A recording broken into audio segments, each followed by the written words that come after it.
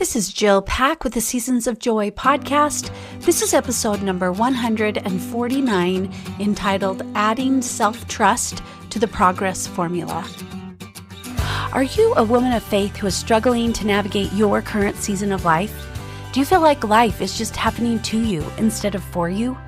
My name is Jill Pack, and I'm a certified faith-based life coach and a member of the Church of Jesus Christ of Latter-day Saints.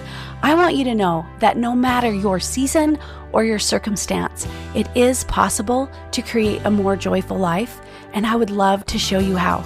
Are you ready? Let's go.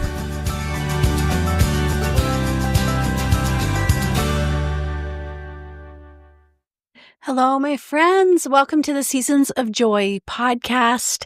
This is where we explore how to navigate the challenges of midlife through a lens of faith and personal growth. Today, we're going to dive into a powerful concept that has the potential to transform how you approach change in your life. Today, I want to expand on what I call the progress formula by adding one more powerful piece. So, let's get started. For the past several years, I've been teaching all my clients a concept I call the progress formula. At its core, it's a simple but profound expression. It's self-awareness plus self-acceptance plus self-compassion equals progress. So let's break this down quickly for first-time listeners. Self-awareness is about honestly recognizing your patterns, your behaviors, your challenges, and your desires. It's seeing yourself clearly without denial or embellishment. Self-acceptance means acknowledging your reality without harsh judgment. It's saying, this is where I am right now, and that's okay.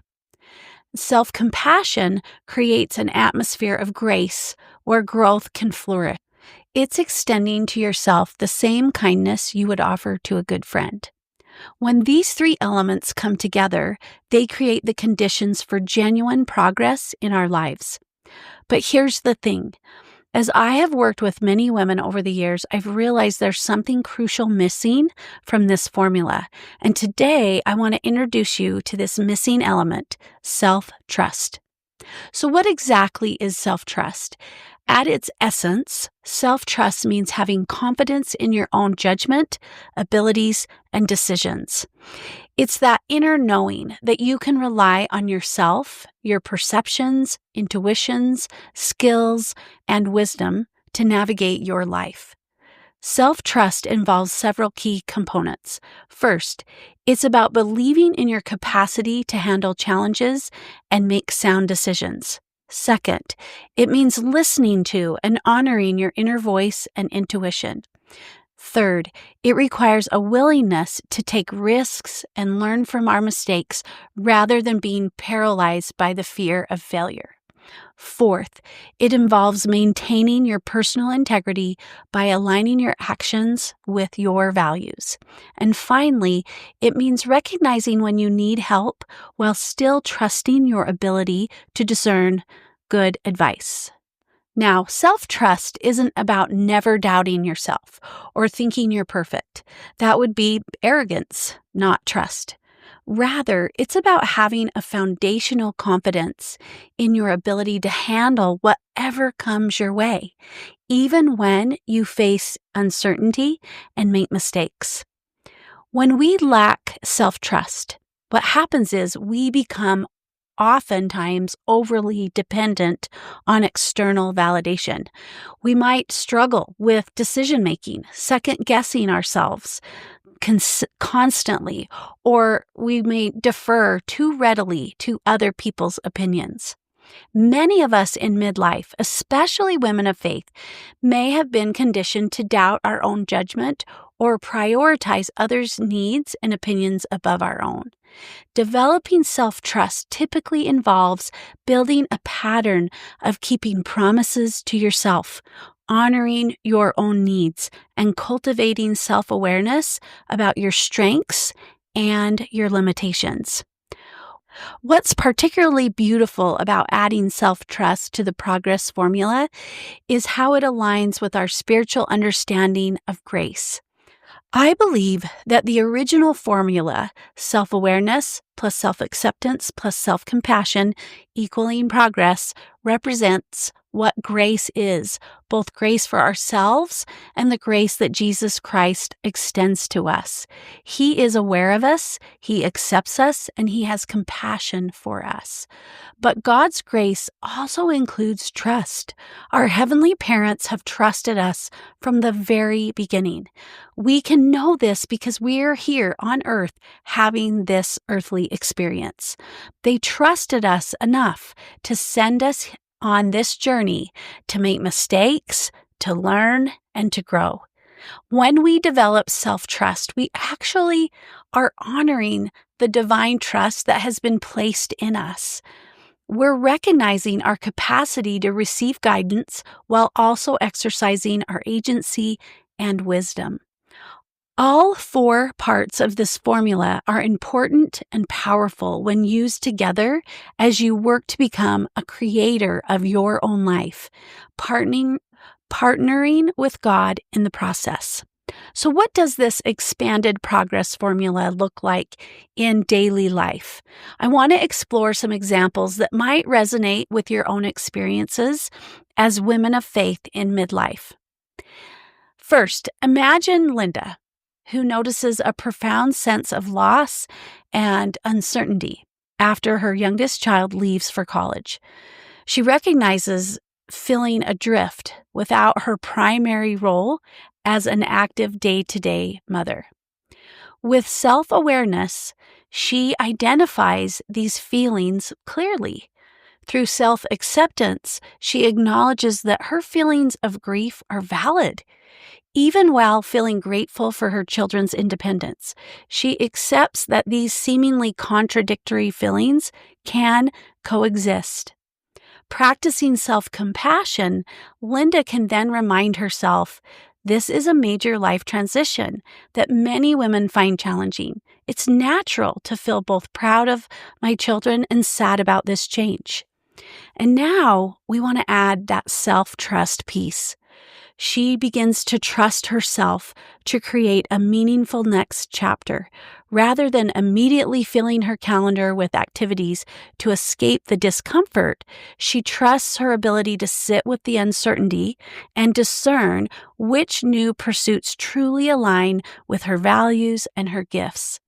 The progress that emerges is that Linda gradually explores new ways to contribute to her community while deepening her spiritual practices. She develops a new sense of purpose that honors both her continued role as a mother and her emerging identity beyond active parenthood. Without self-trust, Linda might have rushed into activities that others suggested or that might seem right based on external expectations, rather than discovering what truly resonated with her own heart and values. So let's look at a second example. Let's consider Rebecca. She begins to notice that spiritual questions she once found easy to dismiss are now surfacing with greater frequency. She recognizes a hunger for a more nuanced understanding of her faith than what served her in earlier years. Through self-awareness, she clearly identifies this shift in her spiritual life. With self-acceptance, she acknowledges that these questions are not a failure of faith, but potentially an invitation to spiritual growth. She accepts that mature faith can include both certainty and uncertainty. Practicing self-compassion, Rebecca extends understanding to herself. Maybe telling herself something like, many people of deep faith experience periods of questioning. This doesn't mean I'm losing my faith. It may mean my faith is actually deepening. And with self-trust, she trusts her ability to explore these questions within the context of her faith tradition. She trusts that the relationship she's built with God over time, over decades, can withstand honest questioning and will likely be strengthened by it. The progress that results is that Rebecca engages thoughtfully with her questions through prayer, study, conversations with trusted spiritual mentors and friends. Her faith evolves into something more textured and resilient than before, embracing both the mystery and her conviction. Without self-trust, Rebecca might have suppressed her questions out of fear or shame, missing an opportunity for meaningful spiritual growth. Let's explore a couple more examples that illustrate how powerful this expanded formula can be. Let's look at Jennifer. She begins to recognize this increasing resentment that she's feeling as she's balancing caring for her aging mother while maintaining her job, her marriage, and other responsibilities. She notices feelings of guilt for these negative emotions. With self-awareness, she identifies these complex feelings clearly. Through self-acceptance, she begins to acknowledge that feeling overwhelmed and occasionally resentful doesn't diminish her love for her mother or her commitment to honoring her. She accepts the reality of her limited energy and resources. While practicing self-compassion, Jennifer speaks to herself with kindness, saying things like, being in this sandwich generation position is inherently challenging. Having complex feelings about caregiving doesn't make me a bad daughter or person. And with self-trust, she trusts herself to make difficult decisions about care options that consider everyone's needs, including her own. She trusts her judgment about when to seek additional support, even if it means adjusting her original expectations about caregiving. The progress that emerges here is that Jennifer arranges for respite care and sets sustainable boundaries around her caregiving role. She also finds ways to honor her mother's dignity while preserving her own well-being, recognizing this balance as an expression of genuine love. Without self-trust, Jennifer might have continued in an unstable pattern until she reached complete burnout or made decisions based solely on others' opinions rather than her unique understanding of the situation. And finally, let's consider Rachel. She begins to notice how frequently she criticizes her aging appearance, particularly when comparing herself to the images on TV, movies, social media, and even younger women. She recognizes that these thoughts affect her confidence and her joy. Through self-awareness, she clearly identifies this pattern of self-criticism. With self-acceptance, she begins to acknowledge her body's natural challenges as part of life's journey rather than viewing them as flaws to be fixed. She accepts that her physical appearance is just one aspect of who she is. Practicing self-compassion, Rachel can remind herself by telling herself something like, "This body has carried me through decades of life, including childbearing, illness, joy, and sorrow. These changes reflect a life fully lived, not something to be ashamed of." And with self-trust, she trusts herself to define beauty and worth on her own terms rather than accepting cultural definitions. She trusts her ability to invest time and energy into her health and her appearance in ways that reflect genuine self-care rather than insecurity. The progress that results is that Rachel cultivates an appreciation for her body, focusing on function, health, and the wisdom it represents. She finds freedom in directing her energy toward meaning and purpose rather than appearance management. Without self-trust, Rachel might have continued to pursue unrealistic standards or even make choices based on external approval rather than authentic well-being. So how can you begin applying this expanded progress formula in your own life? Here are a few practical suggestions. Number 1, start with awareness. Pay attention to areas where you might be experiencing challenges or a desire for change. Journal about what you notice without immediately trying to fix anything or judging it, right? Just get it out. Pay attention. But we never want to just stop at awareness. This is where I notice people really struggle because then they use this awareness against themselves. So that's why the other parts of this progress formula are so important. So step number 2, practice acceptance.